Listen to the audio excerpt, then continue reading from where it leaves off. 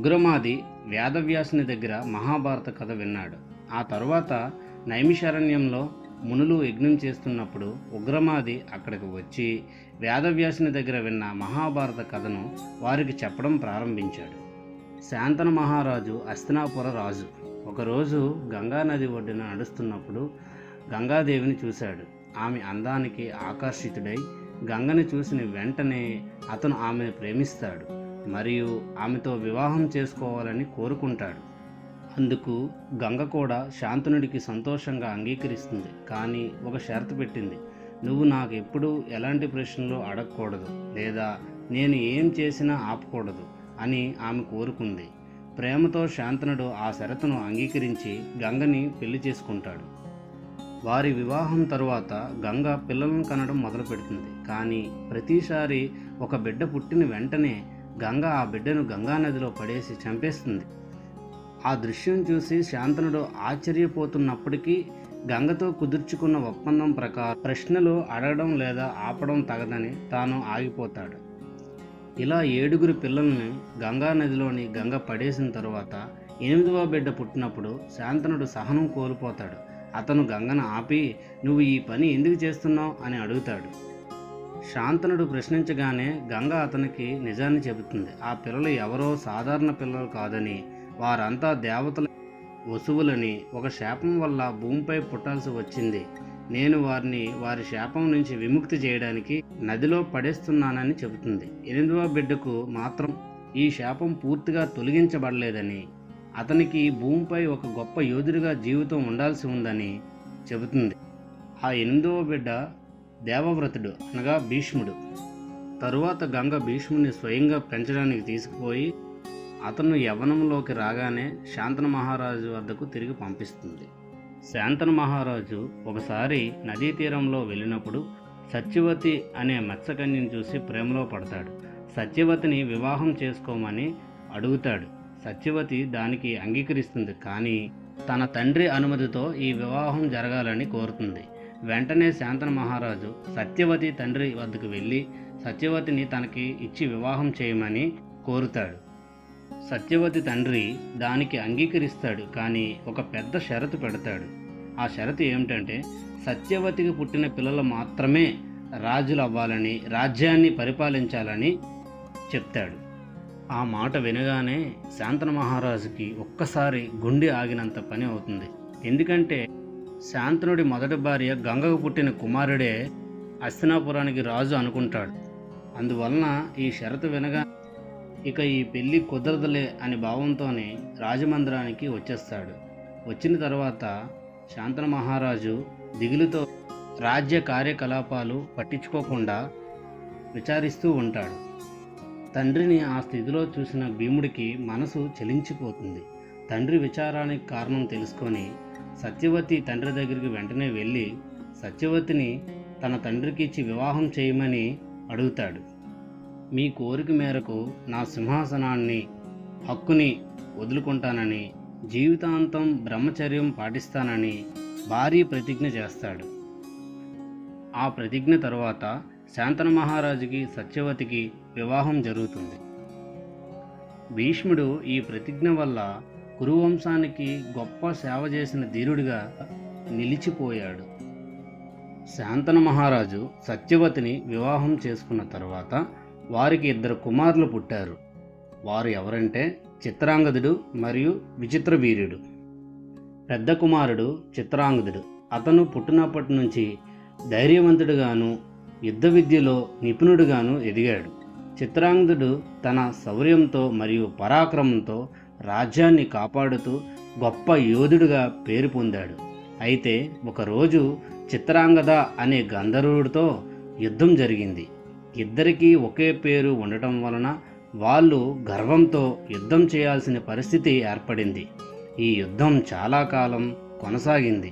చివరికి గాంధర్వుడి చేతిలో చిత్రాంగదుడు మరణించాడు. చిత్రాంగదుడి మృత్యువుతో సత్యవతి శాంతనులకు పెద్ద దుఃఖం కలిగింది. ఎందుకంటే హస్తినాపుర సామ్రాజ్యానికి రాజుగా పట్టాభిషేకం చేయడానికి నిర్ణయించుకున్నారు. ఇంతలో ఈ సంఘటన జరిగింది. దీనివలన రాజ్యంలో అంతా దుఃఖం అల్లుకుంది. విచిత్ర వీర్యుడు సత్యవతి శాంతనులకు పుట్టిన రెండవ కుమారుడు. చిత్రాంగదుడి మరణం తరువాత విచిత్ర వీర్యుడు హస్తినాపుర రాజుగా స్థానం పొందాడు. అయితే అతనికి ఆరోగ్యం బలహీనంగా ఉండేది. అందువలన రాజ్యపాలనలో పెద్దగా చురుగ్గా ఉండలేకపోయాడు.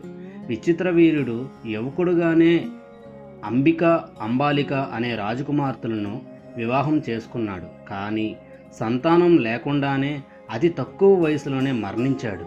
అతని మరణంతో కురువంశానికి వారసత్వ సమస్య తలెత్తింది. విచిత్ర వీర్యుడు అకాల మరణం తరువాత కురువంశంలో కొత్త సమస్యలు తలెత్తాయి. ఇవి మహాభారతంలోని ప్రధాన సంఘటనలకు దారితీశాయి. సత్యవతి పెద్ద కుమారుడు విచిత్ర వీర్యుడు సంతానం లేకుండా మరణించడంతో కురువంశానికి వారసులు లేకుండా పోయారు. సత్యవతి తన ఇతర కుమారుడు అయిన వేదవ్యాస మహర్షి సాయంతో ఈ వంశాన్ని కొనసాగించాలని నిర్ణయించుకుంది. అంబిక మరియు అంబాలిక విచిత్ర వీర్యుడి భార్యలు. వీరు కూడా సంతానం లేకుండానే ఉన్నారు. కాబట్టి సత్యవతి వేదవ్యాసుని పిలిచి వారి ద్వారా పిల్లలను కలిగించాలని కోరింది. మొదట అంబిక వేదవ్యాసుని ఆశీర్వాదంతో ఓ కుమారుణ్ణి కనింది. ఇతడే ధృతరాష్ట్రుడు. అయితే అంబిక వేదవ్యాసుని రూపం చూసి కళ్ళు మూసుకోవడంతో ఆమె కుమారుడు అంధుడిగా పుట్టాడు. తరువాత అంబాలికను వేదవ్యాసుని దగ్గరికి పంపగా ఆమె భయంతో ముఖం ఊపిరాడకుండా చేసుకుంది. దానివల్ల ఆమె ముఖం తెల్లగా మారింది. అందువల్ల ఆమె కుమారుడు పాండుడు తెల్లగా పుట్టాడు. ఈ విధంగా వేదవ్యాసుడు ద్వారా అంబికకు, అంబాలికలకు కుమారులు కలిగారు. పాండురాజు మహాభారతంలోని ఒక ప్రముఖ పాత్ర. ఆయనకు 2 వివాహాలు జరిగాయి. కుంతి మరియు మాద్రి అనే రాజకుమార్తెలను పెళ్లి చేసుకున్నాడు. పాండురాజు మొదట కుంతి అనే యదువంశ రాజకుమార్తెని పెళ్లి చేసుకున్నాడు. కుంతి సూరసేన మహారాజు కుమార్తె. భాగీరథుడింట్లో పెరిగింది. కుంతి చాలా చాకచక్యంగా, ధర్మశీలిగా ఉండేది. పాండురాజు ఆమెను వివాహం చేసుకొని రాజ్యపాలనలో నిమగ్నుడయ్యాడు. తరువాత పాండు మహారాజు మాద్రి అనే మద్రదేశపు రాజకుమార్తెను పెళ్లి చేసుకున్నాడు. మాద్రి కూడా ఎంతో సుందరంగాను తెలివైన దానిగాను ఉండేది. కుంతితో పాటు మాద్రిని కూడా పాండు మహారాజు ప్రేమ అభిమానాలతో చూసుకునేవాడు. ఈ ఇద్దరు భార్యలతో కలిసి పాండు మహారాజు తన జీవితాన్ని ముందుకు నడిపాడు. కొంతకాలం గడిచింది, కానీ సంతానం లేదు. సంతానం లేకపోవడంతో పాండురాజు విచారంగా, దిగులుగా ఉన్నాడు. భర్తని ఆ స్థితిలో చూసిన కుంతి భర్త దగ్గరికి వెళ్ళి, మహారాజా, దిగులు పడకండి, నా దగ్గర వరప్రసాదం ఉంది. నేను ఏ దేవతామూర్తిని పిలిచి మనసులో తలుచుకున్నా ఆ దేవతామూర్తి ద్వారా పిల్లల్ని కనగలను అని చెప్పింది. ఆ మాట వినగానే పాండు మహారాజు ఆనందానికి అంతా ఇంతా కాదు. తరువాత పాండురాజు అనుమతితో కుంతి ధర్మదేవుణ్ణి పిలిచి యదీశ్వరుణ్ణి కనింది. యదీశ్వరుడు నిజాయితీ, ధర్మం, న్యాయం వంటి గుణాలకు ప్రసిద్ధి. కురువంశానికి వారసుడిగా మారాడు. రెండవసారి వాయుదేవుడు ఆశీర్వాదంతో భీముడు పుట్టాడు. భీముడు మహాశక్తివంతుడిగాను, బలవంతుడిగాను పేరుగాంచాడు. అతను తన పరాక్రమంతో అనేక యుద్ధాల్లో విజయం సాధించాడు. మూడవసారి ఇంద్రదేవుణ్ణి పిలిచి అర్జునుడిని కనింది. అర్జునుడు అత్యుత్తమ యోధుడిగా, అస్త్ర విద్యలో ప్రావీణ్యం గాంచిన వాడిగా కీర్తిని సంపాదించాడు. ఈ విధంగా కుంతి ఈ 3 మహావీరులకు జన్మనిచ్చింది. పాండు మహారాజు రెండవ భార్య మాద్రి. ఆమె కుంతితో తనకు కూడా ఆ వరాన్ని ఉపయోగించుకోవాలని ఉంది అని చెప్పింది. కుంతి ఆ వరాన్ని మాద్రికి ఇచ్చింది. మాద్రి మనసులో తలుచుకొని అశ్విని దేవతల్లో ఒకరిని పిలిచి నకులునికి జన్మనిచ్చింది. నకులుడు అందంగాను, గొప్ప గుర్రపు యోధుడుగాను, ఆయుర్వేదంలో నిపుణుడుగాను పేరుగాంచాడు. తరువాత మరో అశ్విని దేవతని ఆశీర్వాదంతో మాద్రి సహదేవుడు అనే కుమారుడిని కంది. సహదేవుడు అత్యంత తెలివైనవాడుగా, ధర్మబద్ధంగా వ్యవహరించేవాడు. జ్యోతిష్య శాస్త్రంలో నిపుణుడిగా ఉన్నాడు. ఈ విధంగా పాండురాజు వివాహం తరువాత కుంతి, మాద్రులు పాండవులకి జన్మనిచ్చారు. ధృతరాష్ట్రుడు కురువంశానికి చెందిన అంధుడైన రాజు. అతనికి వివాహం గాంధారి అనే రాజకుమార్తెతో జరిగింది. గాంధారి గాంధార దేశానికి చెందిన రాజకుమార్తె. ఆమెను ధృతరాష్ట్రుడితో వివాహం చేసుకోవాలన్నప్పుడు అతను అంధుడని తెలుసుకున్న తన భర్తకు సద్భావంతో ఆమె తన కళ్ళకు కట్టే కట్టు జీవితమంతా అంధురాలిగా జీవించింది. ఈ విధంగా ధృతరాష్ట్రుడు గాంధారి మధ్య ప్రేమ, స్నేహం, బాధ్యతలతో నిండిన జీవితం కొనసాగింది. గాంధారి తన భర్త పట్ల గౌరవం చూపుతూ అతని జీవితానికి సహకారం అందించింది. తరువాత గాంధారి గర్భం దాల్చింది. గాంధారి గర్భంతో ఉండి చాలా కాలం అయ్యింది, కానీ పిల్లలను కనలేదు. దీంతో ఆమె ఎంతో నిరాశ చెందింది. ఆ సమయంలో ఆమె గర్భంలో ఉన్నది ఒక పెద్ద మాంసపు ముద్దగా మారింది. దానితో ఆమె విసిగెత్తిపోతూ విషాదంలో పడింది. అప్పుడు మహర్షి వేదవ్యాసుడు వచ్చి ఆ మాంసపు ముద్దను 100కి 100 భాగాలుగా చేసి వాటిని జారాలకు ఉంచారు. క్రమంగా ఆ జారాల నుండి 100 మంది కుమారులు, ఒక కుమార్తె పుట్టారు. వారే కౌరవులు. కౌరవుల్లో పెద్దవాడు దుర్యోధనుడు, గాంధారి మొదటి కుమారుడు, కౌరవుల నేత. దుర్యోధనుడు అధికారం, అహంకారం కలిగినవాడు, పాండవుల ప్రధాన శత్రువు. రెండవవాడు దుశ్శాసనుడు, దుర్యోధనుడి సోదరుడు. మహాభారత యుద్ధంలో దుర్యోధనునికి ప్రధాన సహాయకుడిగా ఉన్నాడు. తరువాత దుశ్లవ, గాంధారి యొక్క కుమార్తె.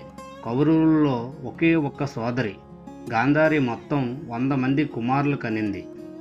పాండవులు, కౌరవులు ఇద్దరూ తమ యుద్ధ విద్యలను ద్రోణాచార్యుడి దగ్గర నేర్చుకున్నారు. ద్రోణాచార్యుడు మహాగురువు. ఆయన వీరికి ధనుర్విద్య, ఖడ్గయుద్ధం, గదాయుద్ధం వంటి యుద్ధ విద్యలను నేర్పించారు. ద్రోణాచార్యుడు శిక్షణా ప్రక్రియ గురించి తెలుసుకుందాం. మొదటిది ధనుర్విద్య. ద్రోణాచార్యుడు వారిని ప్రధానంగా ధనుర్విద్యలో శిక్షణ ఇచ్చారు. ఈ శిక్షణలో అర్జునుడు అత్యుత్తమ శిష్యుడిగా నిలిచాడు. అతను ధనుస్సుతో ఎంత క్లిష్టమైన లక్ష్యాన్నైనా సమర్థవంతంగా ఛేదించగలిగేవాడు. తరువాతది గదాయుద్ధం. భీముడు మరియు దుర్యోధనుడు ఇద్దరూ గదాయుద్ధంలోని ప్రావీణ్యం పొందారు. భీముడు తన శారీరక బలంతో గదాయుద్ధంలో సాటిలేని వీరుడిగా మారాడు. తరువాతది అద్వితీయ శిక్షణ. ద్రోణాచార్యులు తన శిష్యులకు అత్యంత కఠినంగా శిక్షణ ఇచ్చేవారు. గురువు ఆజ్ఞలను విధిగా పాటించేవారు. అందరూ రాజకుమారులు కావడంతో వారికి యుద్ధ విద్యలతో పాటు రాజనీతి, ధర్మశాస్త్రాలు కూడా నేర్పించాడు. తరువాతది పరిణామం. ద్రోణాచార్యుని శిక్షణతో పాండవులు, కౌరవులు ఇద్దరూ శక్తివంతమైన యోధులుగా తయారయ్యారు. కానీ అర్జునుడు ధనుర్విద్యలో ప్రత్యేక ప్రతిభతో ద్రోణాచార్యుడి ప్రియ శిష్యుడిగా పేరు పొందాడు. ద్రోణాచార్యుడి పర్యవేక్షణలో పాండవులు, కౌరవులు ఇద్దరూ యుద్ధ విద్యల్లో సారథులుగా మారి మహాభారత యుద్ధంలో కీలక పాత్ర పోషించారు. పాండవులు 5గురు ఎంతో సాహసవంతులుగా, ధైర్యశాలులుగా తమ పేరును మహాభారతంలో నిలబెట్టుకున్నారు.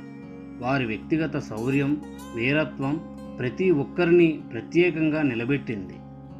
పాండవుల్లో పెద్దవాడు యుధిష్ఠిరుడు. ధర్మానికి కట్టుబడి ఉండే వ్యక్తి. అందుకే ఆయనను ధర్మరాజు అని పిలుస్తారు. యుద్ధంలోనూ శాంతిలోనూ ధర్మాన్ని పాటించడంలో అగ్రగణ్యుడు. రెండవవాడు భీముడు.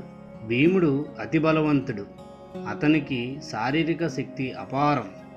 ఆ శక్తి ముందు శత్రువులు ఎవరైనా భయపడతారు. అతని గదాయుద్ధం అపూర్వమైనది. దుర్యోధనుడు, దుశ్శాసనుడు వంటి ప్రధాన కౌరవులను భీముడే యుద్ధంలో ఓడించాడు. మూడవవాడు అర్జునుడు. అర్జునుడు మహాధనుర్విద్యావంతుడు. అతను అతి శ్రేష్టమైన వీరుడిగా ప్రసిద్ధి చెందాడు. ద్రోణాచార్యుడి శిష్యుడిగా ధనుర్విద్యలో అర్జునుడు అత్యుత్తమ ప్రతిభను కనబరిచాడు. ఇతని యొక్క మహాశక్తి, విజయకాంక్ష అతన్ని మహాభారత యుద్ధంలో కీలక పాత్రధారిగా నిలబెట్టాయి. నాలుగవవాడు నకులుడు. నకులుడు అశ్వవిద్యలో అనగా గుర్రాల విద్యలో చాలా నైపుణ్యం కలవాడు.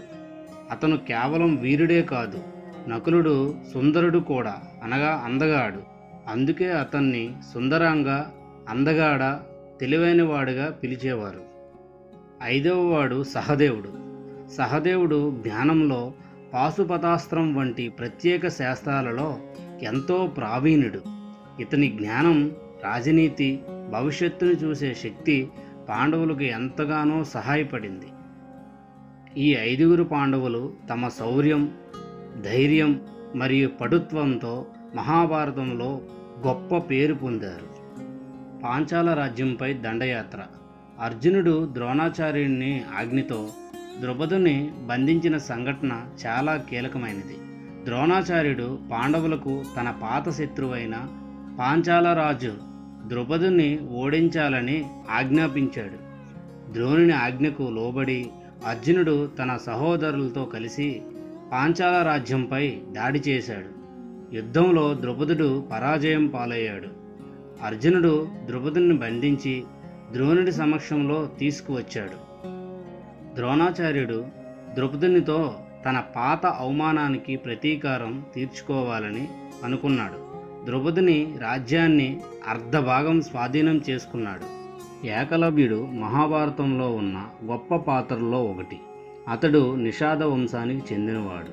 అంటే జాతిపరంగా అడవుల్లో నివసించే తెగకు చెందినవాడు. కానీ అతని ధ్యేయం గొప్ప ధనుర్విద్యలో ప్రావీణ్యుడవడం. అతను గురు ద్రోణాచార్యుడిని తన గురువుగా స్వీకరించాలనుకున్నాడు. అందుకోసం ఒకరోజు ఏకలవ్యుడు ద్రోణాచార్యుడి దగ్గరికి వెళ్ళి తనకు విద్య నేర్పించమని వేడుకున్నాడు. కానీ ద్రోణుడు కేవలం రాజకుమారులకే విద్య నేర్పుతానని చెప్పి నిరాకరించాడు. ఎందుకంటే ఏకలవ్యుడు క్షత్రియ వర్గానికి చెందినవాడు కాదు, నిషాద తెగకు చెందినవాడు. అయితే ఏకలవ్యుడు విరమించలేదు. ద్రోణాచార్యుడి మట్టి బొమ్మ పెట్టి తనను తాను శిక్షణ ఇవ్వడం ప్రారంభించాడు. తపనతో, కృషితో, దక్షతతో శిక్షణ పొందుతూ చివరికి మంచి ధనుర్విద్యలో ప్రావీణ్యం సంపాదించాడు. ఒకసారి కౌరవులు మరియు పాండవులు అడవిలో శిక్షణ తీసుకుంటుండగా ఏకలవ్యుడిని చూశారు. తన ధనుర్విద్యను పరీక్షించుకునే క్రమంలో ఓ కుక్క అరవడం చూసి ఆ కుక్క నోరు తెరవకుండా అద్భుతమైన నైపుణ్యంతో బాణాలను విడిచాడు. కుక్కకు ఏమాత్రం హాని కాకుండా దాని నోరు పూర్తిగా బాణాలతో మోయించాడు. ఈ విన్యాసాన్ని చూసి అర్జునుడు ఆశ్చర్యపోయాడు. అర్జునుడు తానే ప్రపంచంలో అత్యుత్తమ ధనుర్విద్యలో నిపుణుడు అనుకుంటున్న సమయంలో ఎవరైనా తనకంటే మెరుగ్గా ఉంటే తనకు అంత సులభంగా జీర్ణించుకోలేకపోయాడు. అర్జునుడు ఈ విషయాన్ని ద్రోణాచార్యుని దగ్గర చెప్పాడు. ద్రోణుడు ఏకలవ్యుడి దగ్గరికి వెళ్ళి నువ్వు శిక్షణ ఎలా పొందావని అడిగాడు. ఏకలవ్యుడు నమ్రతతో గురువు బొమ్మను చూపించి మీరే నా గురువు గారు అని చెప్పాడు. ఆ దృశ్యం చూసి ద్రోణాచార్యుడు ఆశ్చర్యపోయాడు. ద్రోణుడు తన శిష్యుడు అర్జునుడికిచ్చిన మాటను నిలబెట్టుకోవడానికి ఏకలవ్యుని దగ్గర గురుదక్షిణగా అతని కుడి చెయ్యి వేలుని కోరాడు. ఏకలవ్యుడు ఏమాత్రం ఆలోచించకుండా తన గురువు కోరిక కోసం తన వేలును కోసి సమర్పించాడు. ఏకలవ్యుడు తన కృషి, నిబద్ధత మరియు గురుభక్తికి ఆదర్శప్రాయుడు. అతని కథ మనకు జీవితంలో ఎదురొచ్చే సమస్యలన్నింటినీ అధిగమించడానికి మరియు ధైర్యంతో, పట్టుదలతో ముందుకు సాగడానికి ఎంతగానో ఉపయోగపడుతుంది. పాండవులు ప్రజల్లో ఎక్కువ ఆదరణను సంపాదించడంతో దుర్యోధనుడికి చాలా అసూయ కలిగింది. అతను వారిని అడ్డుగా భావించి వారిని ఒకేసారి అంతమొందించాలని నిర్ణయించుకున్నాడు. అందుకు తన మామ శకునితో కలిసి ఒక పెద్ద కుట్ర వేశాడు. దుర్యోధనుడు పాండవులను వారణావత అనే ఊరికి పంపి అక్కడ వారి కోసం ప్రత్యేకమైన ఒక భవంతిని నిర్మింపచేశాడు. ఈ భవనాన్ని పూస, వెన్న, నూనె లాంటి సులభంగా తగలబడే పదార్థాలతో కట్టించారు. దీనినే లక్షగృహం అని పిలుస్తారు. దుర్యోధనుడి ఉద్దేశం పాండవులను అందులో బంధించి కడతేర్చాలనుకున్నాడు.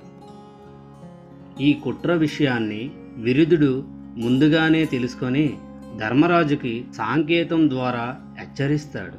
అలాగే భవనం నుంచి బయటపడేందుకు రహస్య సొరంగాన్ని త్రవ్వించడానికి ఏర్పాట్లు చేయిస్తాడు. పాండవులు ఈ పథకాన్ని గమనించి కొన్ని రోజుల పాటు లక్షగృహంలోనే ఉంటారు. సరైన సమయంలో భవనానికి తాము నిప్పు పెట్టి అందులో మరికొందరిని చంపినట్టు నమ్మింపజేస్తారు.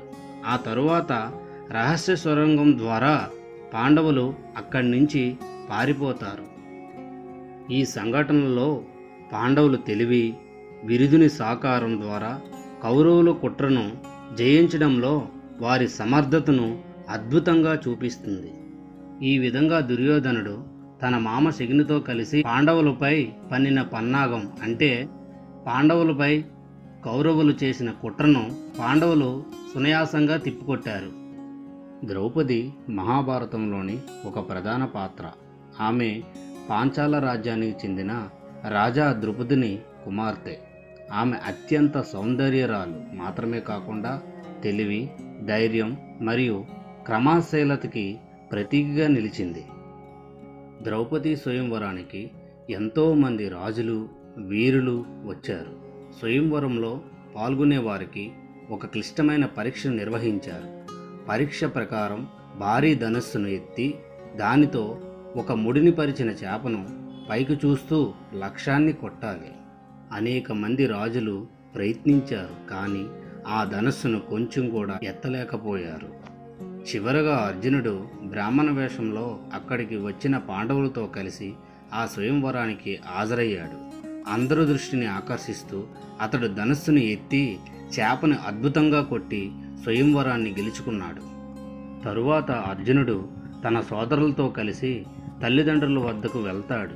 సంతోషంతో తల్లి కుంతి పాండవులు ఏం తెచ్చారో చూడకుండానే మీరు తెచ్చింది అందరూ పంచుకోండి అని అంటుంది. ఈ మాటలను కుంతి తిరిగి తీసుకోలేకపోవడం వల్ల ద్రౌపదిని 5 పాండవులు పెళ్లి చేసుకోవాల్సి వస్తుంది. ఈ సంఘటన ధర్మానికి సంబంధించిన సందేహాలను కూడా రేకెత్తిస్తుంది. కానీ మహర్షి వ్యాసుడు ద్రౌపది 5 వివాహం జరగడం శాస్త్రోక్తమని చెబుతాడు. ద్రౌపది గత జన్మ ఒకసారి చూసుకుంటే కొన్ని కథనాల ప్రకారం ద్రౌపది గత జన్మలో ఒక మహాశక్తివంతురాలిగా పుట్టి శివుడిని పూజించి ధర్మబద్ధమైన భర్త కావాలని 5 సార్లు వరం కోరుకుంటుందని చెబుతారు. శివుడు ఆమె కోరికను తీర్చడానికి ఈ జన్మలో ఆమెకు 5 భర్తలను కలిగేలా చేస్తాడు. తల్లి కుంతి ఇచ్చిన మాటను గౌరవించడమే పాండవులు ప్రధాన ధర్మంగా ఉంటుంది. అందువల్ల వారు ద్రౌపదిని 5 వివాహం చేసుకుంటారు. 5 సోదరుల మధ్య ఎలాంటి విభేదాలు రావద్దని ధ్యాసతో ఒకే స్త్రీని వారందరూ భారీగా స్వీకరిస్తారు. ఇది వారి బలమైన బంధానికి సూచికగా ఉంటుంది. పాండవులందరూ ద్రౌపదిని వివాహం చేసుకున్న నిబంధనల ప్రకారం ఒక్కో సంవత్సరానికి ఒక భర్త మాత్రమే ఆమెతో గడపాలి. ఇది వారి సంబంధాల్లో అనిశ్చిత లేకుండా ఉండటానికి కారణమైంది. ఈ సంఘటన మహాభారత కథలో ఒక అపూర్వ ఘట్టం.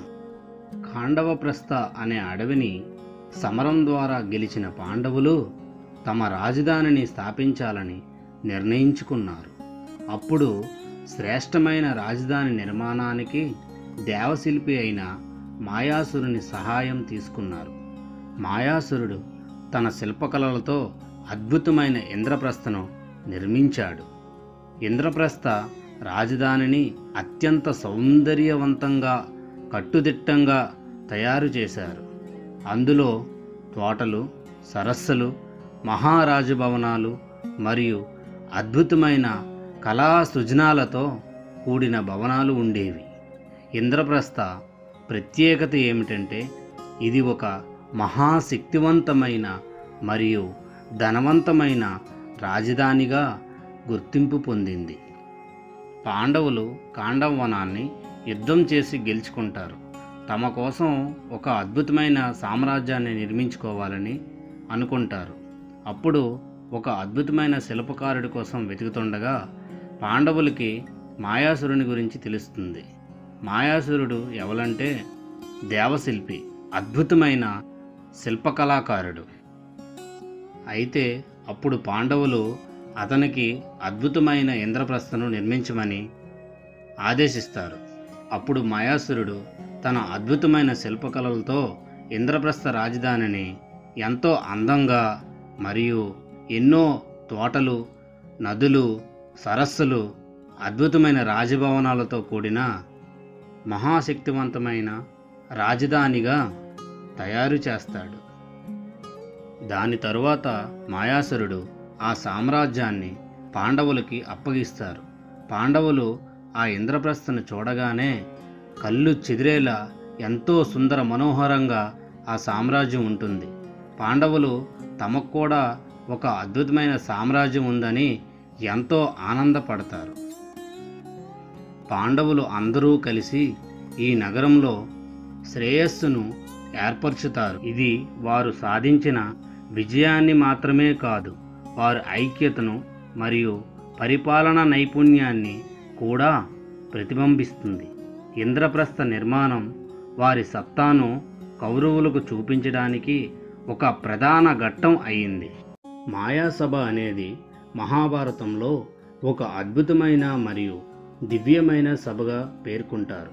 ఈ సభను ఇంద్రప్రస్థ నగరంలో పాండవుల కోసం రాక్షసుడైన మాయాసురుడు నిర్మించాడు. మాయాసురుడు ఇంద్రప్రస్థలో ఈ మహాసభను అద్భుతమైన శిల్పకళలతో, మాయా వీణతో అత్యంత సౌందర్యవంతంగా నిర్మించాడు. మాయాసభలో స్తంభాలు, గోడలు, నేలలు అన్నీ అద్భుతమైన రీతిలో రూపొందించబడ్డాయి. వాటిని చూసిన వారు ఎక్కడ నీరు ఉందో, ఎక్కడ నేల ఉందో చెప్పలేకపోయేవారు. వాస్తవానికి నేల ఉండి నీరులా కనిపించేది, నీరు ఉండి నేలలా కనిపించేది.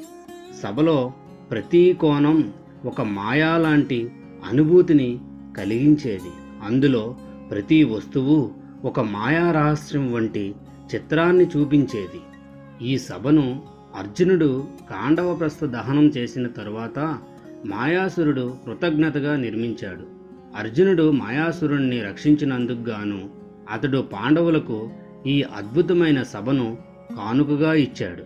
మాయాసభలో పాండవులు తమ రాజ్యాన్ని పాలిస్తుండేవారు.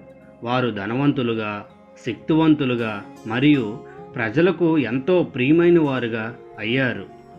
ఈ సభ కౌరవులలో అసూయను రేకెత్తించింది. ముఖ్యంగా దుర్యోధనుడు మాయాసభలో అడుగుపెట్టినప్పుడు ఆ సౌందర్యం మరియు మాయా నిర్మాణం చూసి ఆశ్చర్యపోయాడు.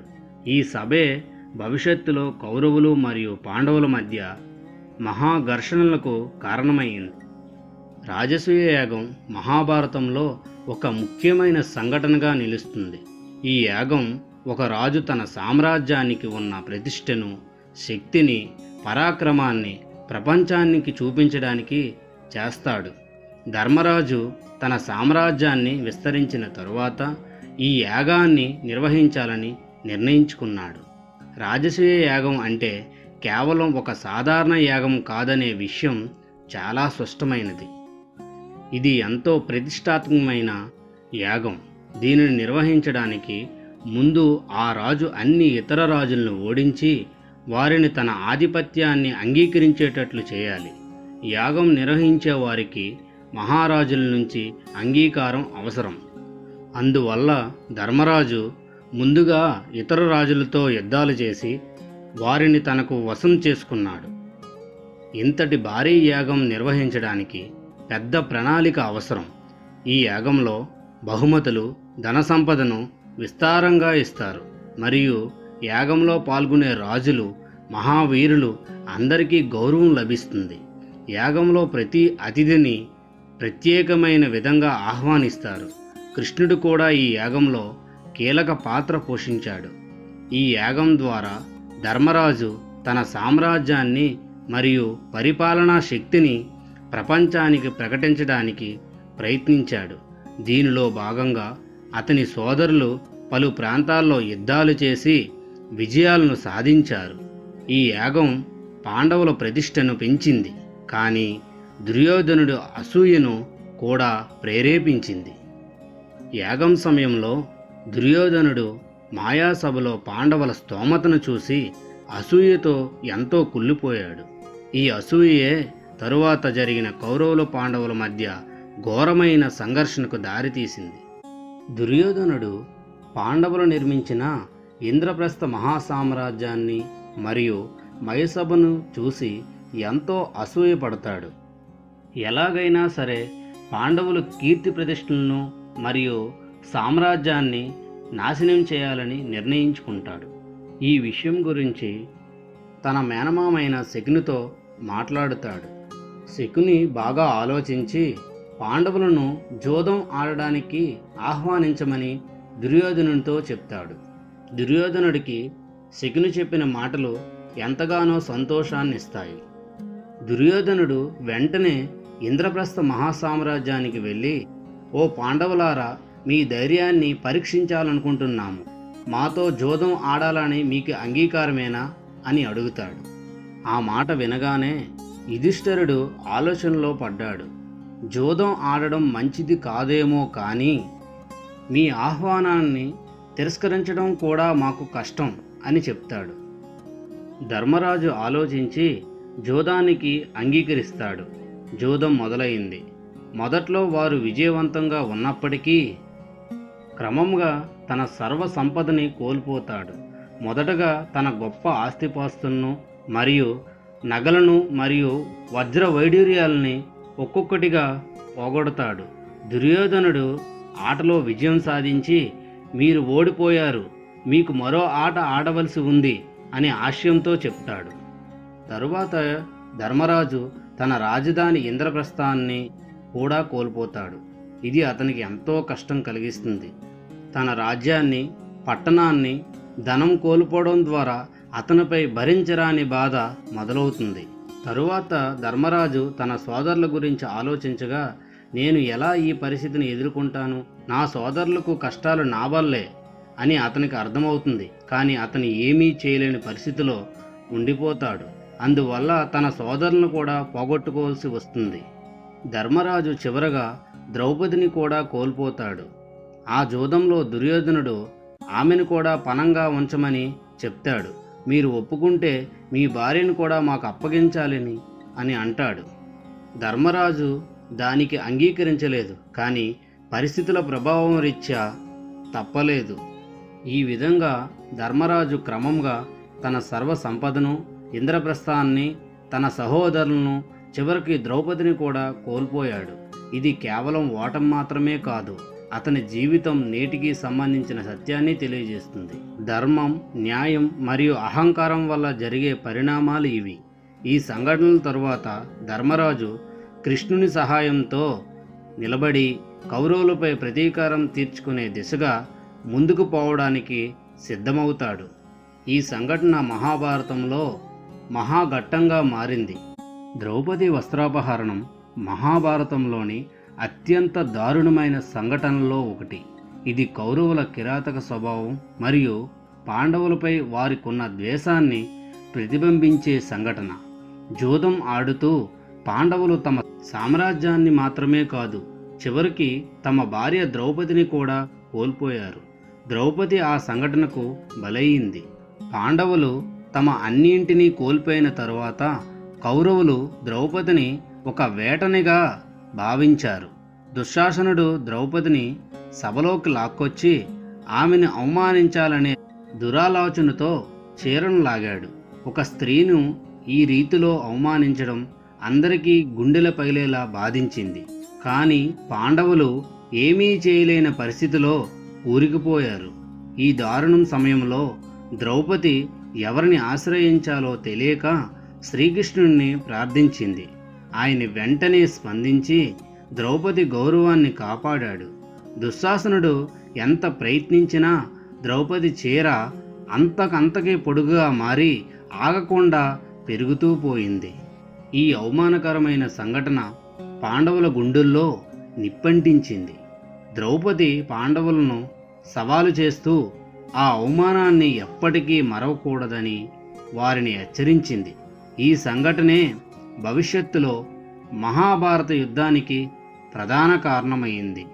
ద్రౌపది వస్త్రాపహరణం కేవలం ఒక స్త్రీపై జరిగిన దురాగతమే కాకుండా అది ధర్మం, అహంకారం, అధర్మం మధ్య యుద్ధానికి నాంది పలికింది. వనవాసం మరియు అజ్ఞాతవాసం మహాభారతంలో అత్యంత ప్రధానమైన అంశాలు. పాండవులు జూదంలో అన్నింటినీ కోల్పోయిన తరువాత 13 సంవత్సరాల వనవాసం చేయాల్సిన శిక్షను అనుభవించారు. ఈ 13 సంవత్సరాలలో 12 సంవత్సరాలు వారు అడవుల్లో గడపాలి మరియు చివరి ఏడాది ఎవరికీ తెలియకుండా అజ్ఞాతంలో జీవించాలి. ఈ విపత్కర పరిస్థితులు పాండవులు సహనాన్ని, ధైర్యాన్ని మరియు ఐక్యతని పరీక్షించాయి. వనవాసం సమయంలో పాండవులు అనేక కష్టాలని ఎదుర్కొన్నారు. అడవుల్లో జీవించడం, అసురులతో యుద్ధాలు చేయడం మరియు పండితులతో సంభాషణలు జరపడం వంటివి ఈ కాలంలో చోటు చేసుకున్నాయి. ఈ సమయంలోనే భీముడు హనుమంతుడిని కలిశాడు. అర్జునుడు శివుడి నుండి పాశుపతాస్త్రాన్ని పొందాడు మరియు పాండవులు ధైర్యంగా తమ శిక్షను భరించారు. వనవాసం సమయంలో వారు ప్రతి ఒక్కరి ఆశీస్సులు పొందారు. నేరుగా భగవంతులు వారిని కలిసి కష్టాలను తొలగించారు. కృష్ణుడు కూడా ఈ కాలంలో వారికి మద్దతుగా ఉన్నాడు. వనవాసం ముగిశాక పాండవులు అజ్ఞాతంలోకి వెళ్ళారు. అంటే వారు ఎవరికీ తెలియకుండా పాతిని జీవనాన్ని గడపాలి. అజ్ఞాతవాసం సమయంలో పాండవులు విరాటరాజు దగ్గర పలు వేషాలలో పనిచేశారు. ధర్మరాజు కోటిపల్లి అనే బ్రాహ్మణుడిగా, అర్జునుడు బృహన్నలగా, భీముడు ఒలివాడిగా మరియు ఇతర పాండవులు కూడా తమ తమ పాత్రల్లో అజ్ఞాతంగా జీవించారు. ఈ సమయంలోనే పాండవులు ధైర్యం, సమర్థత మరియు ఐక్యత ప్రతిఫలించింది. వారు ఎవ్వరికీ తెలియకుండా విజయవంతంగా 13 సంవత్సరాలు పూర్తి చేశారు. అజ్ఞాతవాసం చివరిలో విరాటరాజు రాజ్యంపై కౌరవులు యుద్ధానికి వచ్చారు. ఆ సమయంలో పాండవులు కౌరవులపై యుద్ధం చేసి తమ శక్తిని మళ్ళీ చూపించారు. ఈ 13 సంవత్సరాల కాలం పాండవులు కేవలం శిక్ష మాత్రమే కాదు, వారిలోని ధైర్యాన్ని, సమర్థతను మరియు ధర్మబద్ధమైన విధిని నిరూపించడానికి కీలకంగా నిలిచింది. వనవాసం అంటే పాండవుల జీవితంలో ఒక అత్యంత కష్టసాధ్యమైన సమయం. జోదంలో అన్నింటినీ కోల్పోయిన తరువాత దుర్యోధనుడు వారిపై విధించిన శిక్షల వల్ల పాండవులు 13 ఏళ్ల పాటు రాజ్యానికి దూరంగా ఉండాల్సి వచ్చింది. ఇందులో మొదటి 12 సంవత్సరాలు వనవాసం అంటే అడవుల్లో గడపాలి. ఆఖరి ఏడాది అజ్ఞాతవాసంలో ఉండాలి. వనవాసం ప్రారంభంలో పాండవులు ఒక్కొక్కరు ఒక్కో విధంగా ఈ కఠినమైన కాలానికి సిద్ధం అయ్యారు. ధర్మరాజు ధర్మాన్ని పాటిస్తూ అందరికీ ఆదర్శంగా నిలిచాడు. భీముడు తన బలం వల్ల అందరికీ రక్షణకర్తగా మారాడు.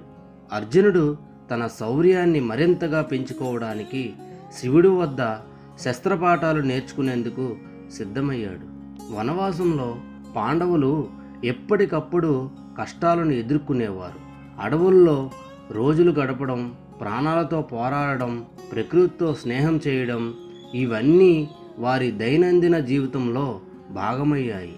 ఇలాంటి సమయంలో పాండవులు ఒక్కొక్కరు మద్దతుగా నిలిచి తమ ఐక్యతను, ధైర్యాన్ని, సహనాన్ని పటిష్టం చేసుకున్నారు.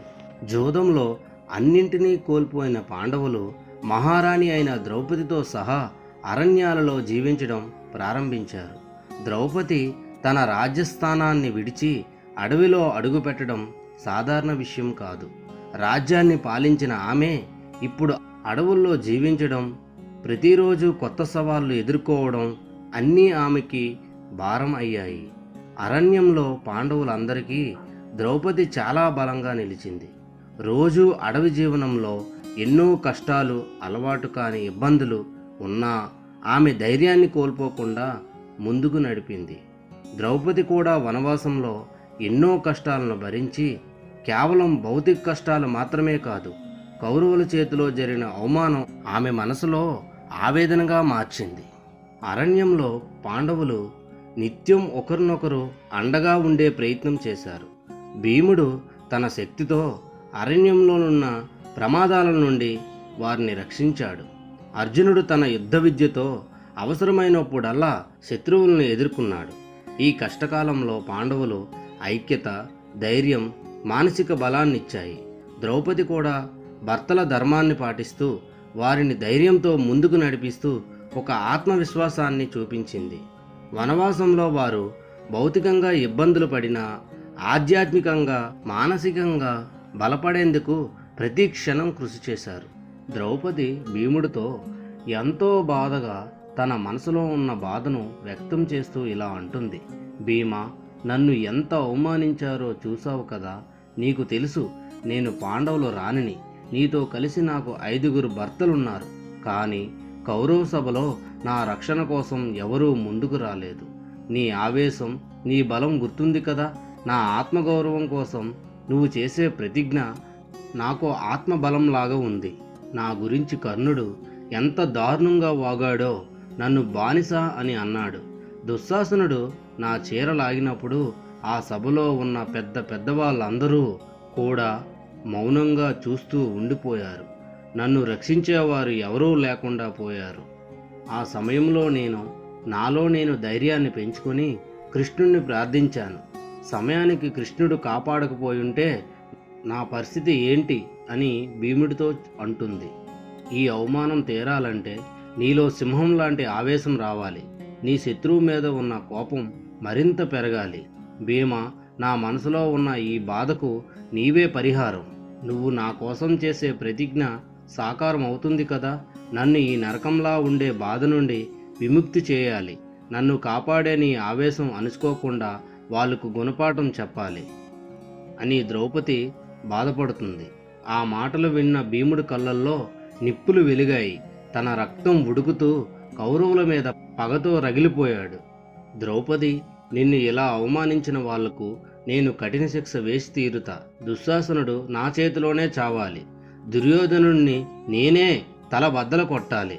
నా బలంతో, నా ప్రతిజ్ఞతో వాళ్ళ జీవితాలు ఎర్రజెండా అయిపోవాలి. నీ కన్నీళ్లకు మరియు బాధకు తప్పకుండా వాళ్ళిద్దరూ సమాధానం చెప్పి తీరాలి. నీ కన్నీళ్లకు కారణమైన వాళ్ళని ఊరికే వదలను అంటూ భీముడు తన గుండె నిండా ప్రతీకారంతో రగిలిపోయాడు. దుర్యోధన, నీ బుద్ధి, నీ గర్వం నా చేతిలోనే నేలకూరుతాయి. నా భుజబలంతో నీ మీద తప్పకుండా ప్రతీకారం తీర్చుకుంటా. నీ ఉనికిని నేనే మట్టిలో కలిపేస్తా అంటూ భీముడు తనలో తాను ప్రతీకారంతో రగిలిపోతూ ఉంటాడు.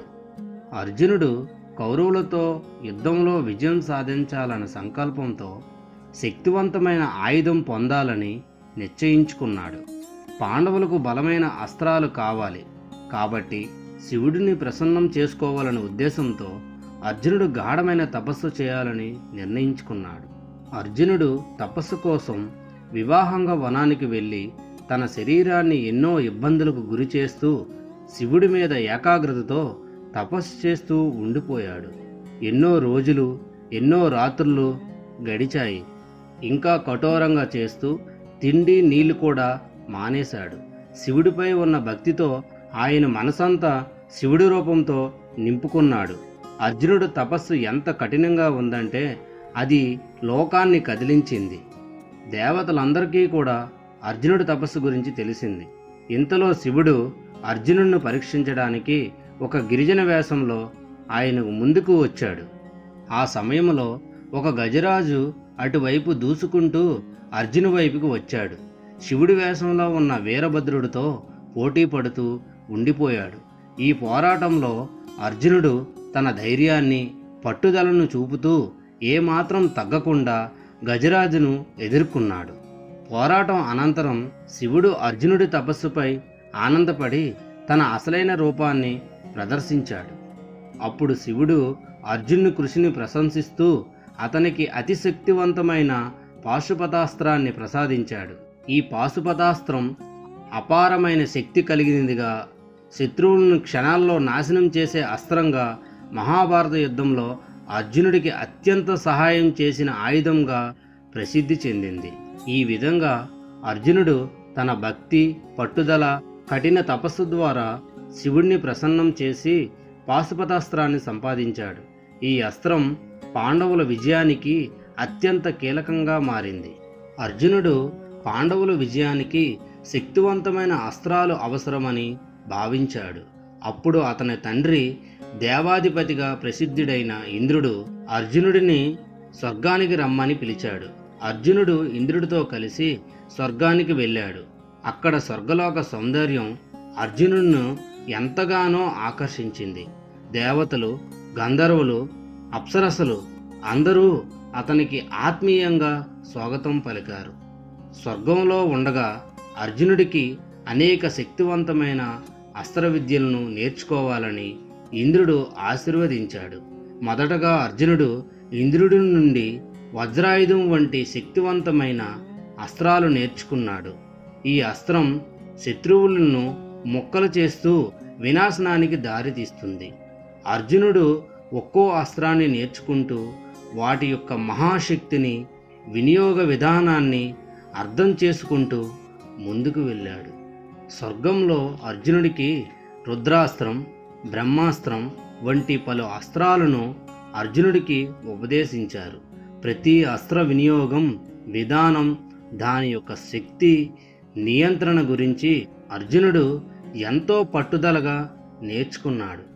ఈ అస్త్రాలను ఏ సందర్భంలో వాడాలి, వాటి నియంత్రణ ఎలా చేయాలి వంటి అంశాలను అర్జునుడు లోతుగా అధ్యయనం చేశాడు. అలా దేవతల నుండి అస్త్ర విద్యలు నేర్చుకుని శక్తివంతమైన ఆయుధాలను సంపాదించిన తరువాత అర్జునుడు మరింత పరిపూర్ణుడిగా మారాడు. దుర్యోధనుడు పాండవులపై గాఢమైన ద్వేషంతో వారిని హింసించేందుకు పలు మార్గాలలో కుట్రలు పన్నాడు. మొదటగా పాండవులు యువరాజులుగా ప్రజల ఆదరణ పొందుతున్నారని, ధర్మరాజు లాంటి నిజాయితీ గల వారసుడు ఉన్నాడని తనకు అసహనం కలిగింది. పాండవుల పాలనలో ప్రజలు, పెద్దలు ఆదరణ పొందుతుండగా తనకు కావలసిన గౌరవం, రాజ్యానికి వారసత్వం దూరం అవుతుందని భయపడ్డాడు. దుర్యోధనుడు తన అసూయను మరింత పెంచుకొని కౌరవుల మార్గదర్శకుడైన శకునితో కలిసి పాండవులను హింసించే వివిధ కుతంత్రాలకు పూనుకున్నాడు. ఈ పథకాలలో మొదటగా లక్షగృహ అనే ఓ కుట్రను పన్నాడు. దుర్యోధనుడు పాండవులను ఓ స్ఫూర్తిదాయకమైన వేడుక అని చెప్పి వారిని ఒక ప్రత్యేకమైన భవనానికి ఆహ్వానిస్తాడు. అది చూసేందుకు విలాసవంతంగా, అత్యంత సురక్షితంగా కనిపించినా అది వాస్తవానికి జ్వాలలో బలి చేసేందుకు ఉద్దేశించిన ఉత్కంఠ భవనం. అప్పుడు కృష్ణుడు మరియు విరుధుడు పాండవులకు ఈ కుట్ర గురించి ముందుగానే తెలియచేసి వారిని రక్షించారు. పాండవులు అక్కడి నుండి బయటపడ్డారన్న సత్యాన్ని దుర్యోధనుడు జీర్ణించుకోలేక ఇంకో వ్యూహాన్ని పన్నాడు. తన రాజ్యానికి వారు ఎంతైనా హాని చేస్తారన్న భావనతో వారు ఎల్లప్పుడూ కష్టపడాలని ఆలోచించాడు. ఆ తరువాత జోదం పద్ధతిలో ద్రౌపదిని అవమానించేలా ప్రయత్నించాడు. ఈ కుట్రలో పాండవులు ఆస్తులు, కుటుంబం అన్నింటినీ దుర్యోధనుడు తన ఆధీనంలోకి తెచ్చుకోవాలని ప్రయత్నించాడు. అందులో భాగంగా ద్రౌపదిని బహిరంగంగానే అవమానించే పరిస్థితికి తీసుకొచ్చాడు. దీనివల్ల పాండవులు మరింత అవమానంతో రగిలిపోయారు. ఈ విధంగా దుర్యోధనుడు పాండవులను హింసించడానికి ప్రతి మార్గాన్ని ప్రయత్నించాడు. తన కోరికలు తీరడమే లక్ష్యంగా ప్రతిసారి కొత్త కుట్రలు పన్నుతూ వారిని తీవ్రంగా హింసించాడు. ఒకసారి పాండవులు అరణ్యవాసం చేస్తూ అడవిలో ఉన్నారు. అప్పుడు వారికి అపరిమిత ఆగ్రహం కలిగిన దుర్వాస మహర్షి తన శిష్యులతో కలిసి వారి ఆశ్రమానికి వచ్చారు. దుర్వాస మహర్షి పేరు వినగానే అందరికీ భయం. ఎందుకంటే ఆయనకు ఏ చిన్న అసంతృప్తి కలిగించినా క్షణంలోనే శాపం పెడతాడు. మహర్షి దుర్వాసుడు పాండవుల ఆశ్రమంలో అడుగుపెట్టి భోజనం పెట్టమని అడిగాడు. కానీ అప్పటికే పాండవులు భోజనాన్ని తినేశారు మరియు అప్పుడు వంట సమయం కూడా ముగిసింది.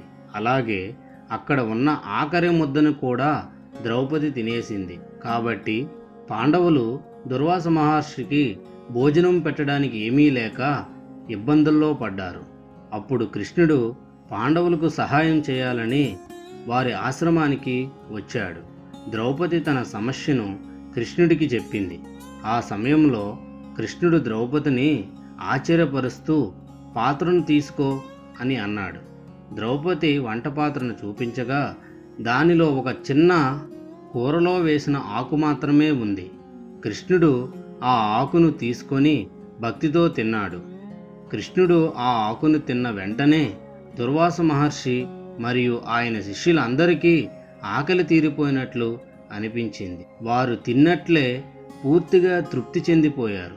దుర్వాస మహర్షి ఆశ్రమం వద్దకు తిరిగి వచ్చి, ఇప్పుడు మాకు భోజనం అవసరం లేదు, చాలా తృప్తిగా ఉన్నాము అని చెప్పి పాండవులకు శాపం నుంచి రక్షించాడు.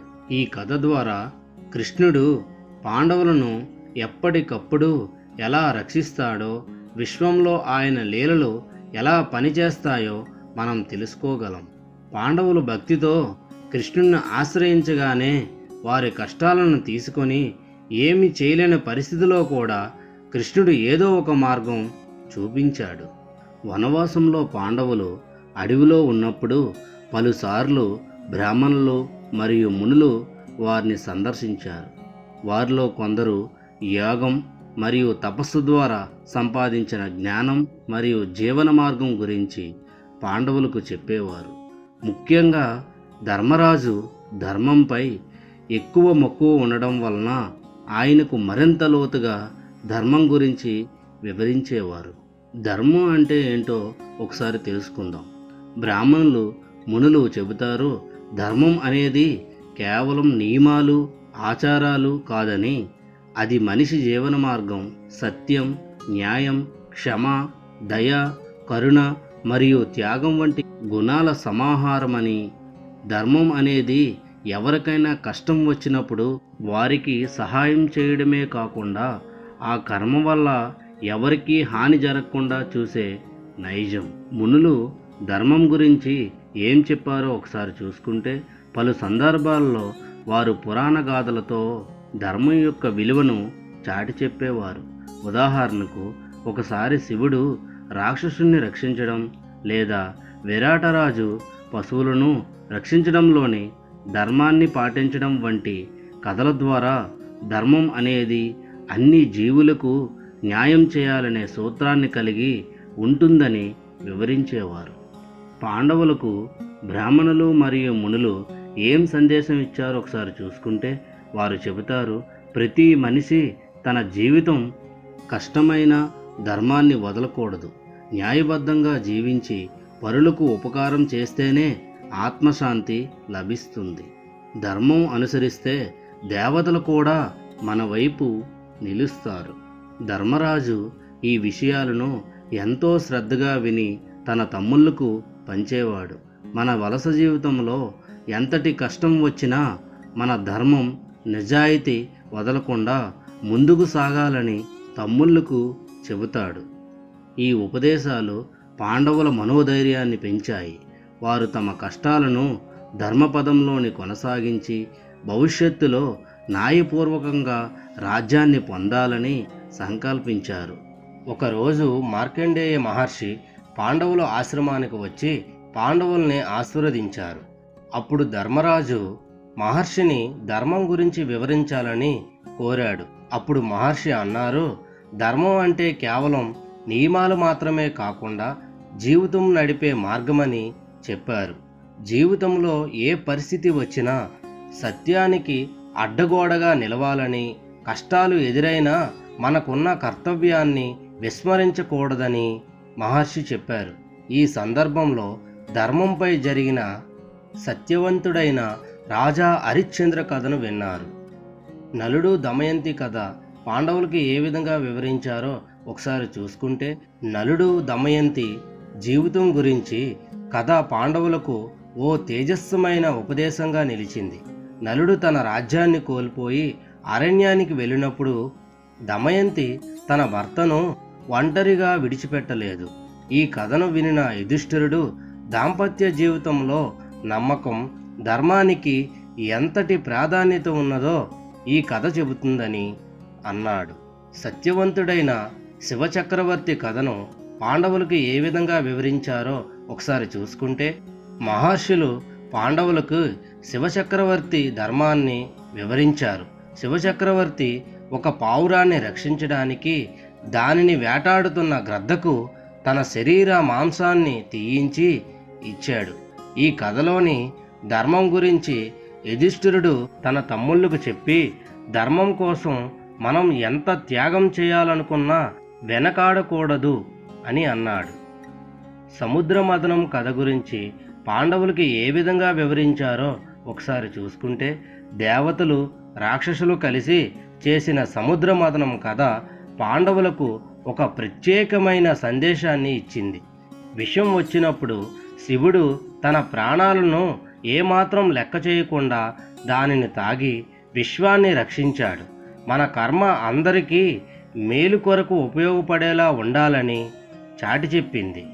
హనుమంతుడు అరణ్యంలో భీముణ్ణి కలిసినప్పుడు చెప్పిన ఉపదేశం గురించి ఒకసారి చూసుకుంటే, అరణ్యంలో హనుమంతుడు భీముణ్ణి కలవడం మరో విశేషం. హనుమంతుడు భీముడికి ధైర్యం, అధిక్షమ యొక్క గొప్పతనాన్ని వివరించాడు. ఆ సందర్భంలో రామాయణంలోని కొన్ని భాగాలను హనుమంతుడు భీముడికి చెప్పాడు. దేవతల దగ్గర నుంచి పాండవులు దివ్యాస్త్రాలు పొందడం గురించి ఒకసారి చూసుకుంటే, అరణ్యంలో అర్జునుడు కఠోర తపస్సు చేసి దేవతలను ప్రసన్నం చేసుకొని దివ్యాస్త్రాలను పొందాడు. దీనితో ధైర్యం, శ్రమ, సంకల్పం ఉంటే దైవానుగ్రహం పొందవచ్చని అందరూ గ్రహించారు.